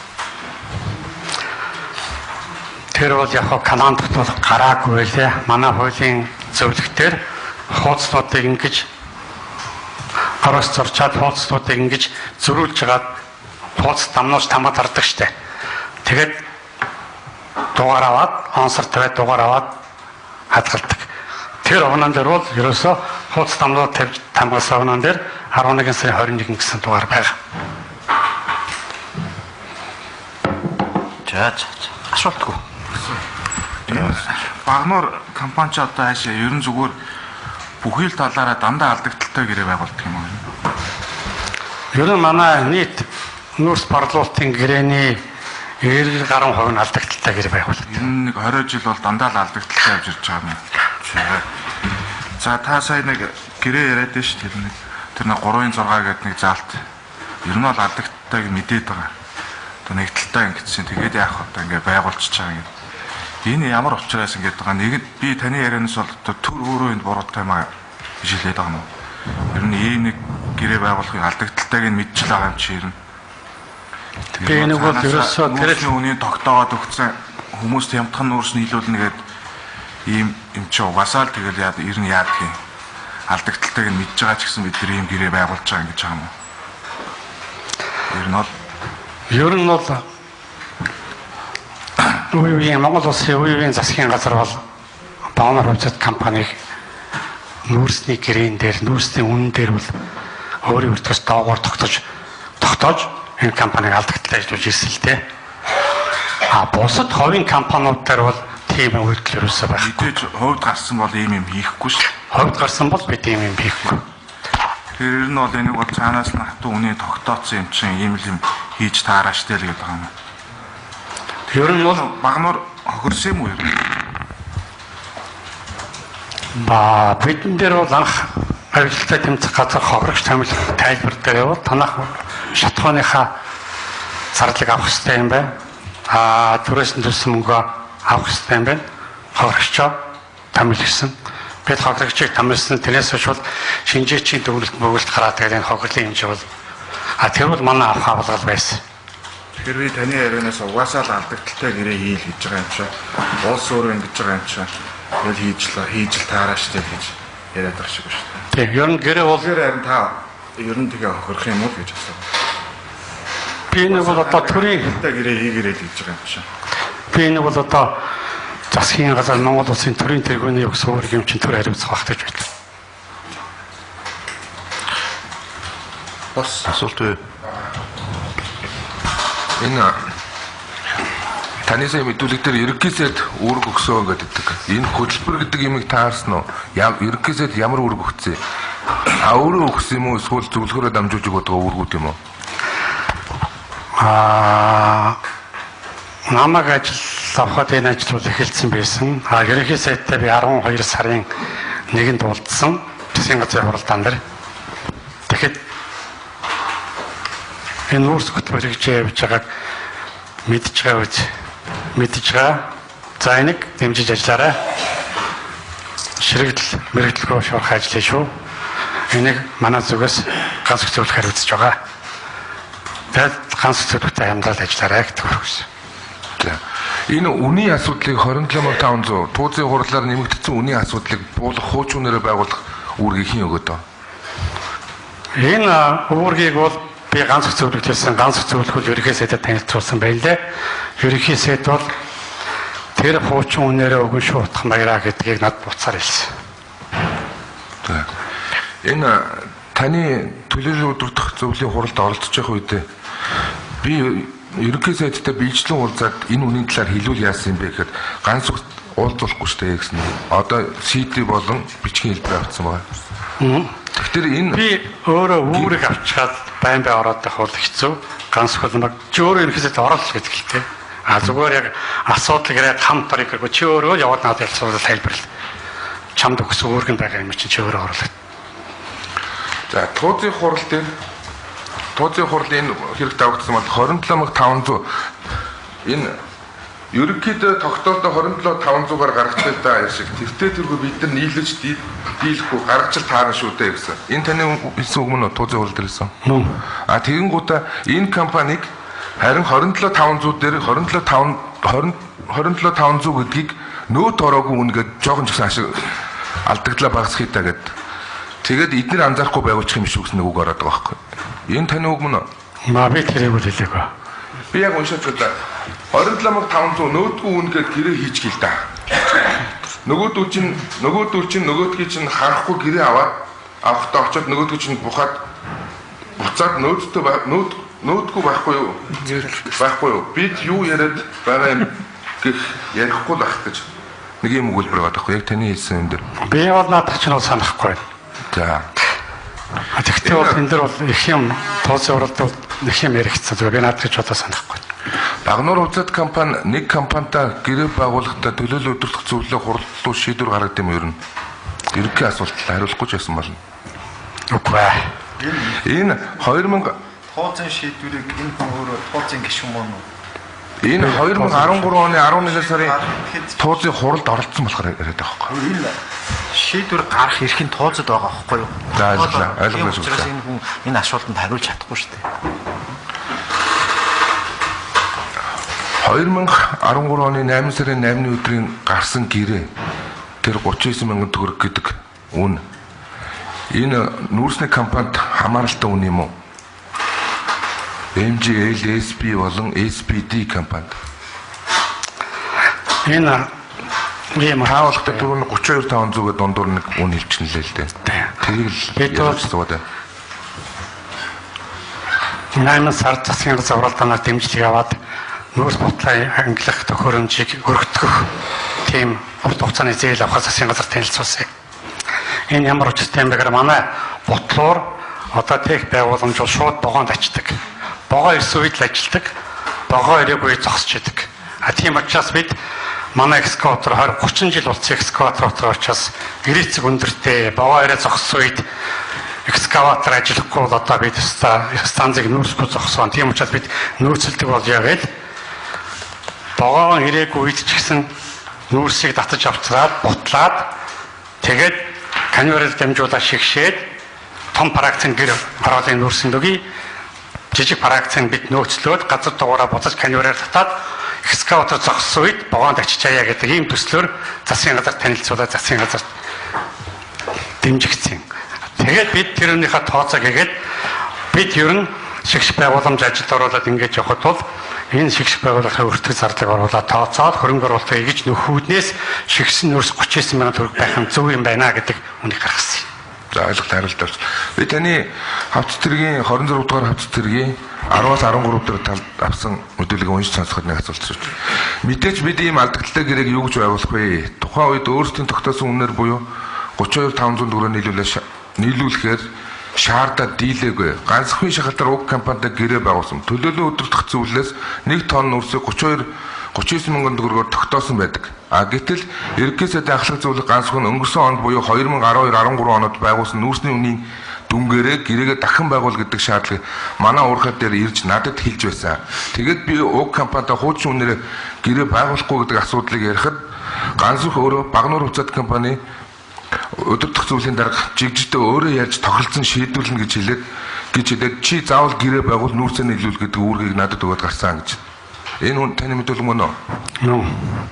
Энэ нэг юм яригдаад байгаа. Энэ гэрч нарыг ингээ асуух болгонд шүүгдэгч нарын зүгээс байнга дарамт шахалт өрүүлж битсэн гэдэг юм яригдаад. Энэ бол таны ямар энэ мэдүүлгийг өгөхдөө ямар нэгэн дарамт шахалт авилгалтай тэмцэх газрын зүгээс байсан уу? Баггүй. Энэ жигжид тухайн үед ямар албан тушаалт байсан? Жигжид тухай болор хааны төрийн нарийн бичгийн дарга манай төлөөлөл өдөртөх зүйлийн дарга. Наад мэдүүлэгч жигжидний мэдүүлгүй юм мэдүүлээ. Тэр чи өөрийнх нь мэдүүлгээ уншиж өгөөд асуусан. Жигжиднээр татагдсан байсан шүү дээ. Сая санаалсан байсан. Гэрчийн мэдүүлэг сэжигтнээр татсан тогтоолыг хэрэгсгүй. Одоо би асуух чинь таныг ямар зүйл ангаар хизээ сэжигтнээр татлаа татсан үндслийн та юу гэж боддог вэ? 263 ч 65 ч зүйл ангаар ямар үндслээр татсан гэж боддог вэ? Ер нь эрх үүргийн тайлбарж өгөөд ингээд татчихад сууж байгаа шүү дээ. Тэгээ танд бол байцаагч танилцуулахдаа албан тушаалаа оруулан ашигласан байна. Нэг компани давуу эрх олгосон байна гэдэг үндслээр татчих юм гэсэн. За. Оросот гэж. Чаасан. Тэгэхээр ерөнхий сайд дэмжиж ажиллаараа ажиллана шүү гэж хэлсэн гэдэг шүү дээ. Та дэмжиж ажиллана гэдгийг юу гэж ойлгож байна? Би энэ улс хөтөлбөрийг тогтолцоогүй ажиллуулах юм байна. Энэ бол намайг очихоос өмнө энэ гэрээ бүх туршилт муршилт нь хийгдээд ерөнхий сайд өөрөө очиод энэ ажлыг эхлүүлж гисэн байна. Энийг бол зогсоохгүй явуулах нь зүйтэй байна гэж ойлгосон. За тэгвэл энэ нүүрс хөтөлбөрч гэдэг ажиллагаач гэдэг энэ юмны хүрээнд Багнуур Хувьцаат компани ямар үүрэг хүлээж яаж дэмжиж ажиллах вэ? Та ийм талаар бичих ямар нэгэн байна уу? Би бол тэр гэрээний хүрээнд ойлгож байгаа нүүрсийг нийлүүлэх уурхаагаас нүүрсийг саадгүй нийлүүлж цэгдээр буулгаж өгөх. Цэгдээр ажиллаж байгаа ажилчдыг одоо 24 цагаар ажиллаж байгаа учраас одоо бүхэл нөхцөл болтойгоор уурхаа хангах тэр хүрээнд ойлгосон. Та гэрээний хүрээнд ойлгож байгаа гэж байна. Гэрээ чинь болохоор компанитай байгуулад байгаа гэрээ шүү дээ. Тэр энэ гэрээний төслийг хэн боловсруулад байгаа юм? Энэ гэрээний төсөл намайг очихдол хийгдчихсэн. Мэргэн Баатар цагаалаас бус бүх гар ус зурагдсан гэрээ байсан. Тэгээд энэ бол уурчлаад бүх юм тохирцсон. Нүүрс нь ачигтаад эхэлчихсэн. Тийм л үеийн гэрээ шүү дээ. Тэгэхээр юу яагаад та бас гэрээний нэг тал байгаа шүү дээ. Эхний гэрээгээр MJLSB компанитай худалдаа авах гэрээ яваад байна. Энэ дээр жингийн зөрүүнээс жүүсчихэж байгаа. За бүр шатгууны 228 сая төгрөг төлөгдөөгүй юм байхад яагаад энэ дараагийн гэрээ байгуулагдах үед одоо энэ нүүрсний жингийн зөрүүдээр одоо тэрийг одоо жингийн зөрүүг хүлээж авсан явуулсан нүүрсний хоорондох зураг ингэн тэгнэ гэсэн энэ гэрээнд ямар ч заалт байхгүй. Өшөө энэ шатгууны төлбөр төлөгдөхгүй байгаад байхад энэ гэрээн дээр ямар нэг юм байдгүй. Яагаад энэ гэрээний эргэж энэ заалтуудыг хараагүй юм бэ? Шатгууны асуудлыг бол ганц зөвлөхийн зүгээс бол хүсэл тавьсан. Энэ компани дөнгөж эхэлж байна. санхүүжилт байхгүй, юу ч байхгүй. Би одоо энэ компаниг одоо энэ ажлыг эхлүүлэх гэсэн чи одоо энэ компани ч ингээд юу эхний жилийн шатхууны дуурхаас хийгээд өгөх. Өөрснөө шатхуун оруулъя гэсэн манай дээр шатхууны хулгай янз юм гараад байдаг учраас юу н болио тий. Манагаас ингээд та нарийн мөнгө өгнө шүү. Өгнө. Эцэг мөнгө өгөх юм. За би жоохон ажиллаж байгаад мөнгө өгье. Одоохондоо болцоо байхгүй. Би нэгдүгээр одоо бас тэр дотор компани дотор янз бүрийн тэрэг холихгүй гэдэг үгнээс хоёрдугаар тул эдийн засгийг нүүрсээ борлуулад засгийн газарт дэмжлэг авчих нь мөнгө өгч нэг гэдэг шатхууныг бол зэглэр өгч гэсэн. Тэгэхээр эхний гэрээ бол MJLSB компанитай байгуулагддаг. Тий. 2012 оны. За тэгэхэд 2013 оны 9 сарын 27-ноор огноолцсон энэ гэрээ маань MJLSBD гэдэг компани байгуулагдсан байдаг. Энэ компани энэ одоо хэрэгжүүлээд байгаа нүүрсийг өргөжлүүлээд явах энэ компани талаар юу судалсан юм бэ танаа? Компани өөрчлөлтөд ороод ирж шүү дээ энэ дээр. Энэ компани талаар бол бид судлаагүй. Энэ компани одоо үйл ажиллагааг эхэлсэн байсан. Тэр төрүүчийн захирал нь байхгүй байгаа гэсэн Эрдэнэ надтай ганц зөвлөгөө төр орчод шинэ захиралтай танилцуулсан. Дараа жил нь даваахуу захирал болчоод орж ирсэн. Тэгээд даваахуу бол энэ компани нүүрс борлуулагчдын нэг ажилтай манайхаар явдаг байсан учраас Эрдэнэ өөрөө даваахууг давуулж ирээд танилцуулсан. Энэ одоо үргэлжлүүлж ажиллах компани захирлын шүү гэж би тэгээ нэг компани гэж ойлгосон. Тэр үсгний талаар бол анзаараагүй юм байна. Энэ дээр тэгэхээр юу байгаа шүү дээ. Захирал нь биш. Одоо компани нь өөрчлөгдөж ороод ирээд байгаа шүү дээ. Та нар энийг хизээ мэдсэн? Би нэг сүүлд өөр хүмүүсээс л мэдсэн. Би энэ анзаараагүй төвсгийн талаар бол. Компани нөхдүүд би энийгээ танилцуулаад дагуулж орж ирж байгаа болохоор тэр компани явж байна. Ингээ харахад нөгөө олон үсгтэй компани байсан. Би тэгэхэд нэг үсэг нэмэгдсэнгөө тэр зэрэг бол анзаараагүй юм лээ. За нэг асуулт асууж байна. Та тэгэхээр бас энэ төрийн өмчит компаниг удирдах чинь тий. Тэгэхээр одоо энэ ямар нэг юм амар хэлсэн ямар ажил хийгээ яваад иж болт юм. Одоо энэ чинь ямар нэг шийдвэр гэж үзэх юм уу? Та тэр ерөнхий сайдын үүргийг хэлж байгаа бол ерөнхий сайдыг одоо засгийн газрын хуралдаан дээр өгч байгаа гүрэг бол одоо биднээс биелүүлэхэл үүрэгчтэй. Засгийн газрын 18 гишүүн сайтыг суулгацсан засгийн газрын хэрэглэх газрын төрийн захиргааны төв байгууллага төрийн нарийн бичгийн даргатайгаа ороод сууж хагаад ерөнхий сайдын хамаар өгсөн үүрэгчтэй. Тэр нь тэгээд хуралдааныхын тэмдэглэлт бол байгаа л байна. За өөр асуултгүй. Энэ засгийн газрын хуралдааны тэмдэглэлүүдэд үзлэг хийсэн л да мөрдөн байцаалтын шатанд. Тэгээд энэ хуралдааны явцад энэ нүүрс хөтөлбөр хэрэгжүүлэх гэсэн бичгийн нотлохоор байхгүй байгаа. Тэгэхээр энэ дан амаар явсан шийдвэр гэж ойлгож болох уу? За бичгийн талаар бол манайд бол одоо хэлсэн юм бол сүүл би байна уу хэрэг үүссэний дараагаар байна уу гэж үзсэн байхгүй байна лээ. Би бол шийдвэрүүд бол засгийн газраас хамаарал авсан. Тэгээд нэгэсэндээ таныг сэжигтнээр татаад сүүлд нь хэрэгсгүй болгож шийдвэрсэн. Энэ үндэслэл нь таны бичгийн нотлох баримт авахгүй амар авсан шийдвэрээс үзэлтэй гэж татсан. Энэ зөв юу гэж бодож байна? За надад юу гэдэг бичгийн баримт ямар нэгэн засгийн газрын шийдвэр байгаагүй хүн утсаар ярьдаг ч юм уу чиглэл өгсөний төлөө компанитай алдагдaltaй гэрээ байгуулад гэрээ өмнө байгуулж байгаа гэрээгүйгээр 3-6 гэж шинээр заалт оруулаад байгуулж байгаа үйлдэл нь албанд шалгана. Зөвчөө эсэргүүцэж байна уу? Юу яаж болохгүй. Эсэргүүцэж байна. Нүүрс хэргийн хэрэгсэхгүй болгоцсон шүү дээ. За ойлголоо. Алдагдaltaй гэрээ байгуулаад тэгээд одоо тогтогдог юм ингээ яриад иж болохгүй шүү дээ. Өөр асуулт асууя. Алдагдaltaй юм уу? Алдагдaltaгүй юм гэдэг маргаантай л биш. Тулгаал ингээ асууж болохгүй шүү дээ. Тэр нь хэрэгсэхгүй болц. Тийм бол өөрөө яллаа оролдохгүйсэн. Өөр асуулт байна уу? Байхгүй. Өгч юм гэж асуулт байна. Байхгүй. За та 2013 оны 9 сарын 27-ны өдрийн гэрээг 2013 оны 11 сарын 21-нд давсан гэж тийм үү? Тий. За сүүлд дээр 27,500 төгрөгөөр хэдэн сарын эдэн гарч туудаас батлагдсан байна. 11 сарын 1-ний шүү дээ. 13 оны 11 сарын 1-ний тооцоо орлын тогтоол. Шинжээчийн дүгнэлтээр тэгээд байгаа байхгүй. 39 мянгаар тооцсон байна. 27,500 дотоос тогтоол байхгүй байгаад ингээд гэрээ байгуулчихжээ. Энэс чи өмнгийн зүрх гараад ирсэн. Тэгээ багнаа компани яагаад энийг өмнгийн зүрх явуулах хэмжлээд байгаа. Та мэдчихэж шít гэрээ хэзээ байгуулах юм чи тооцсон тогтоол хэзээ байгуулсан юм чи. Тооцсон тогтоол гарсны 27,500 дотоод гарсны дараа гэрээ байгуулсан та мэдчихэ. Одоо тэгээ яг өмнгийн зүрх биш. Багнаа хуцаа компани хэмжлээд байгаа юм дээ. Шүүгчээ эсэргүүцэж байна. Энэ хүн гэрч шүү дээ. Гэрчээр оролцож байгаа. Тэрнээс хохирогч биш. Гэрчээр оролцож байгаа. Гэрээнд гарч ирсэн гүйцэтгэх захирлын шүү дээ. Гүйцэтгэх захирал шүү дээ энэ чинь.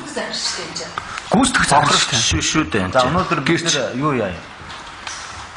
Байцаан шийдэх ажиллагаанд оролцож байгаа. Тусынхаа гэрч хохирогчийн хууль ёсны төлөвлөж тогтоогдсон шүү дээ. Энэ хүн өнөөдөр юм хэмжлээгүй шүү дээ. За тэгвэл нэгж байгаа гэрчлээд өгөөч та.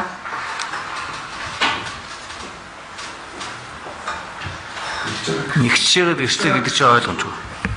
Гэхдээ энэ үн чинь мэдүүлгэн дээр манай хохирсон яриад байгаа тэрийг л яриад байна шүү дээ. Үнийн зүрх, жингийн зүрх гэдэг. Тэгээ нэг нарийн тооцоо. Энэ чинь мэдүүлэг болгон тэгээд ярьсан шүү дээ. Төлөөлөгчд хариулна гэжтэй. Гэрч өнөөдөр үнэлт өгөхгүй шүү дээ. Ийм л байгаа юм да шүүгч. Ийм л байгаа юм да биш шүү дээ. Би тайлбарлаж байгаа. Гэрчийн эрх үүрэг дээр үнэлт өгдөг эрх байхгүй. За наад үнэлт өгдөг эрхий чинь төлөөлөгч нь орж ирээ сууж гин. Гэрчийн ярьсан юмнаас асуудал байх юм бол тэр төлөөлөгчөөс нь асуу. Гэрчийн ярьсан юмнаас асууж байгаа.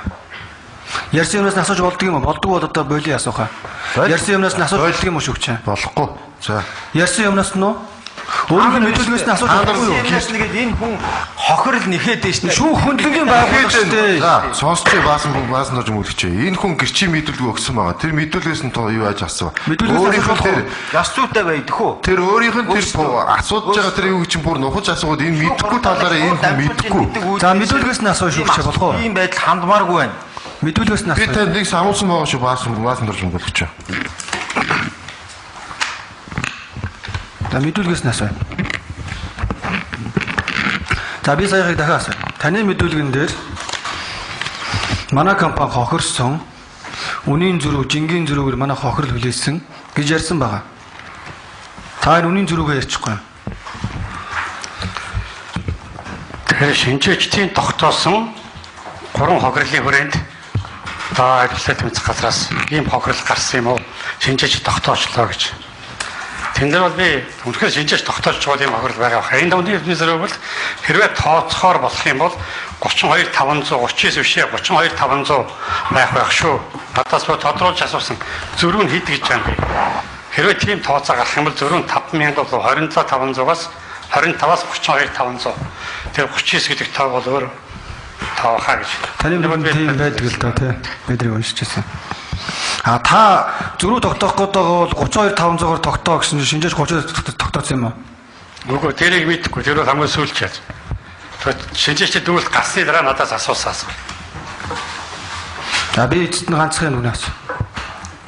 Өмнө ч асууж ирсэн.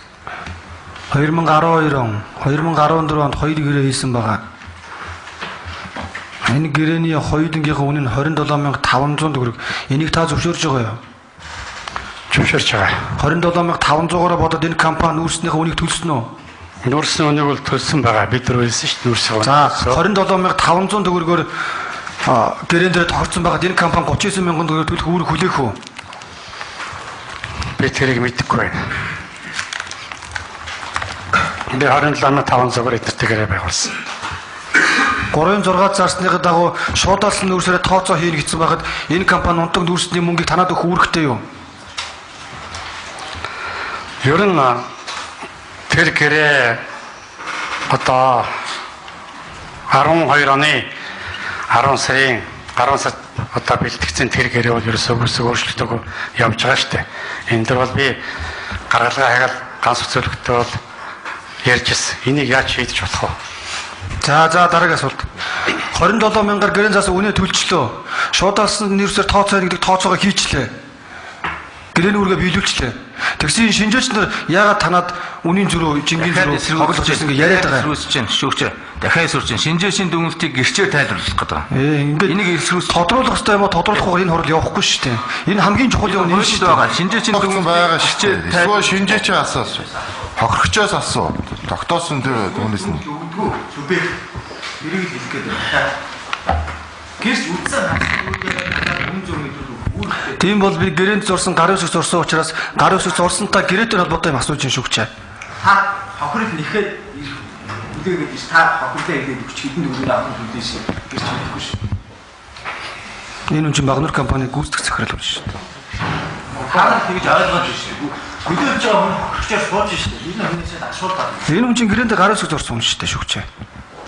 Би гэрээнээс нь асуугаад байна шүү дээ. Хохирчаа радиосаар тогтоогдсон Энэ шүү хүндлэнгийн байгууллага шүү дээ. Ийм байдлаар асуулт асуугаад Яс зүйтэй бай тэгвэл яаж ёс зүй алдаа гаргасан юм? дахин давтаж хэлмээргүй. Хохирлыг энэ хүн ихгүй. Шүгчээ ёс зүйтэй байгавал би яг ямар алдаа гаргасныг та хэлээд өгч. Яс зүйтэй бай. Яг яаж ёс зүй алдаа гаргасан юм? Асуулт асууж байгаа нь ёс зүй алдаа юм уу? Гэсэн шүү дээ. Асуулт асууж байгаа нь ёс зүй алдаа юм уу? Зүйтэй бай. Харин юуг нь та ёс зүй гэж үзээд байгаа? Би тэгвэл тэрийг засъя л та шүгчээ. За, өөр асуулт бий юу? Өөр асуулт. Гэхдээ асуулт асуугаар ингэ зогсоогоод байгаа юм. За би дахиад асууя тэгвэл. Давхцахгүй шүү. Давхцсан боо шүү зогсоо. 2 3 та асуулаа шүү. Энэ хүн чинь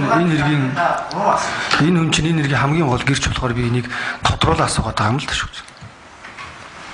Өөртөө таалагдсан хариулт авахгүй бай асуух шаардлага байна. Би өөртөө таалагдсан хариулт авахгүй ч гэж асуулт авахгүй юм бол хурд алгахчийн зүгээс би асуултыг зогсоо.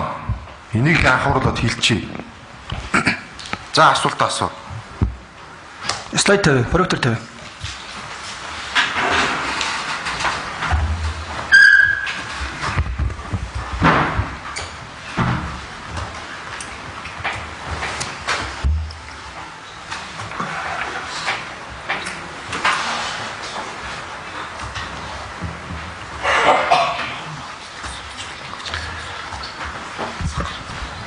Шүүгч энэ миний үйлчлүүлэгч нуруу нүүдтэй нуруу өвчтэй байгаа юм. Тэгээд одоо нуруу нүүдүүд ингээ байн байгаад сууж болох уу?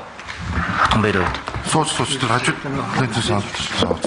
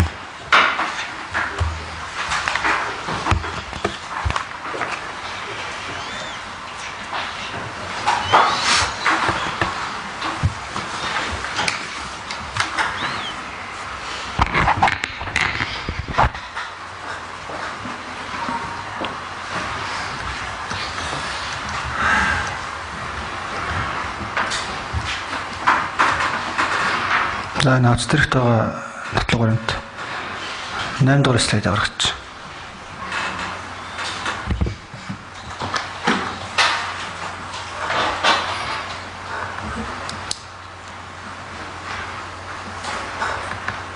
Та нэг уншиж. Харж гин үү?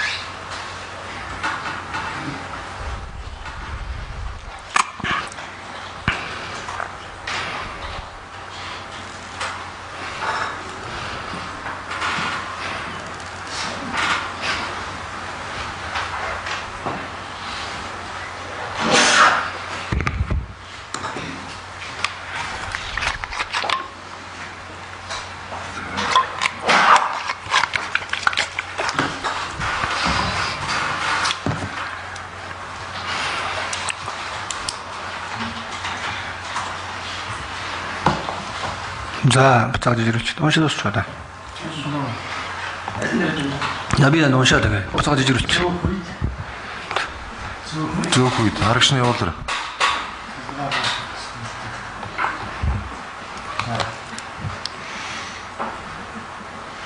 Хоорашдаас үүдэн чийг алдагдах шууданд жигд бус савлаж байсан зэрэгээс нүүрсний хэлэгдэх хорол их хэмжээгээр гардаг гэж байна. Танаа энэ Багнуурч компани ямар компани? Багнуурч компани бол манай Багнуурч компани 100% охин компани. Танаа нүүрс замдаа өртөн дээр алдагддаг уу? Голгаад алдагддаг уу? Тэр бол манай хариуцлага ачаад гаргадаг болохоор хариуцлага болохыг мэдхгүй. Тэгвэл тийм хомдлол байдаг. Замдаа нүүрс алдаад байна гэдэг. Гэхдээ төмөр замд юу тавьсан байт юм лээ. Одоо хүсэлт танайныг хамгаалж өгөөч нүүрс алдагдаад байна гэдэг. Тэгэхээр төмөр зам задгаа ачаа хариуцах бай. Тийм бол танаас савлаад даглаад очивол бид хариуцъя. Тэгээд очих савлах боломж байхгүй учраас энэ бол ингээл замдаа ялангуяа 9 сараас хойш бол тэгэл. Танаа Багнуурын нүүрс хуурай нүүрс гардаг юм уу? Нойтон нүүрс гардаг юм. Ерөнхийдөө одоо 80 хүртэл 90 хүртэл метр нь бол хуурай гарч чинь тэнэс цааш нойтон гарч байгаа. За өвлийн цагт богоо үлдсэн байдгаас мөсөн жинлэгдэж тоо хэмжээнд хүрдгүүл гэдэг юм л да. Энэ ямар шалтгаантай холбоотой? За чигтэй нүүрс ачигдсан тохиолдол юм байж болоо.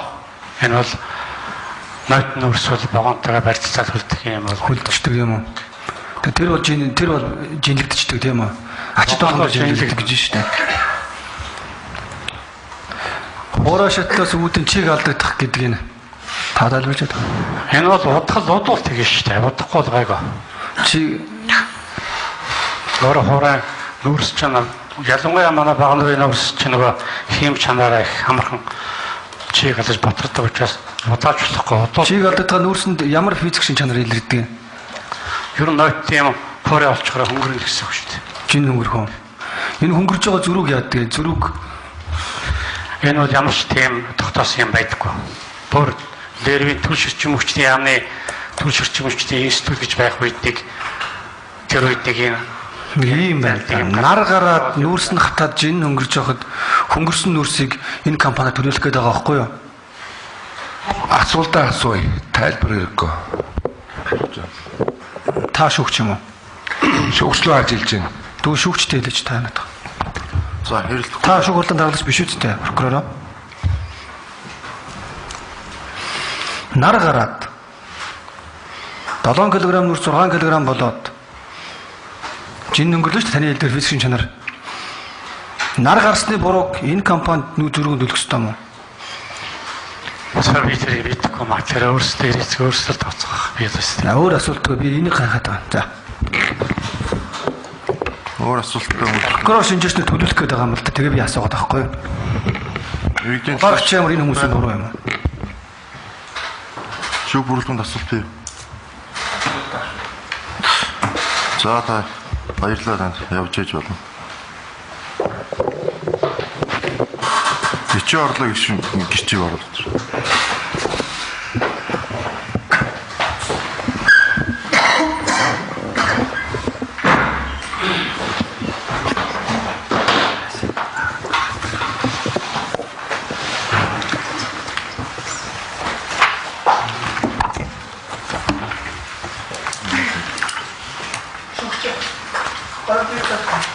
Хүлээж авах чавал нэг үсэн байна.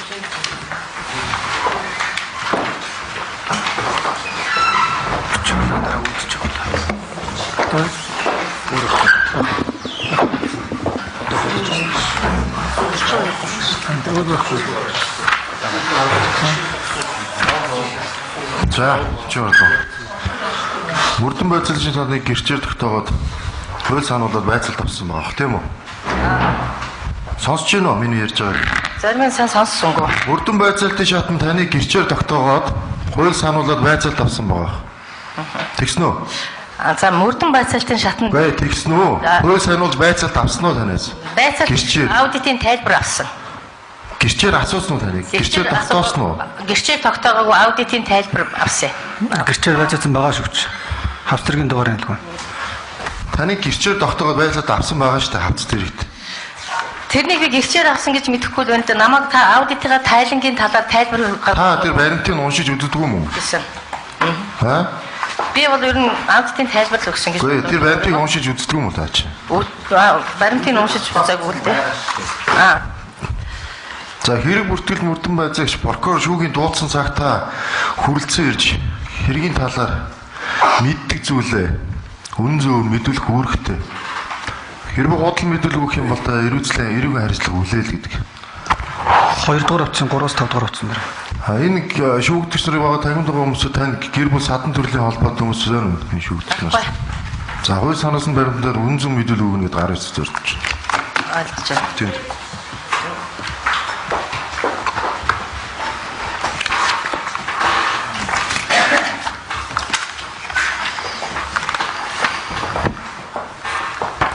За өнгөлч нарсан. За. Үгүй ч.